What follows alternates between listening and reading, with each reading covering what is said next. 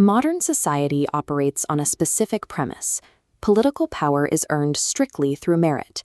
We hold elections under the assumption that the best candidate wins, regardless of family name. Yet public behavior contradicts that promise. We claim to care about policies, but we obsess over the unelected children of political leaders. Curious. Take Barron Trump. He maintains almost zero public footprint.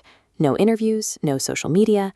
That absolute privacy has turned him into a primary subject of global search interest. Princess Leonor of Spain occupies the opposite position. The Spanish state actively deploys her to stabilize a wavering monarchy. In Brazil, Jair Bolsonaro's sons bypass symbolism entirely, using their public platforms to secure and enforce their father's political grip. Hereditary power did not vanish with the rise of democracy. It simply rebranded itself, placing the burden of institutional survival directly onto the shoulders of the next generation. To understand this, we have to look at how ideologies are inherited within family structures. Sociologists call this intergenerational transmission. It relies on social learning theory. Children passively absorb their parents' political attitudes through routine household observation, long before they encounter outside opinions. A child's admiration for elder family members solidifies that alignment, turning an adopted opinion into a perceived family legacy. The longevity of a political dynasty depends on a deep cultural transmission that actively overrides a child's individualistic exploration. This transmission places the constitutional survival of the Spanish monarchy on a single descendant. Princess Leonor carries a difficult dual mandate.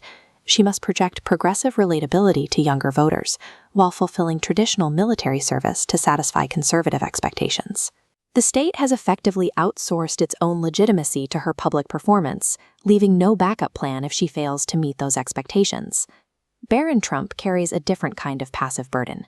Because his upbringing is meticulously shielded, he operates as a blank slate for public projection. For these heirs, lineage strips them of personal autonomy. Their existence is converted into institutional infrastructure used by others to maintain power. While some heirs carry symbolic weight, other families actively weaponize their bloodlines to manipulate political systems.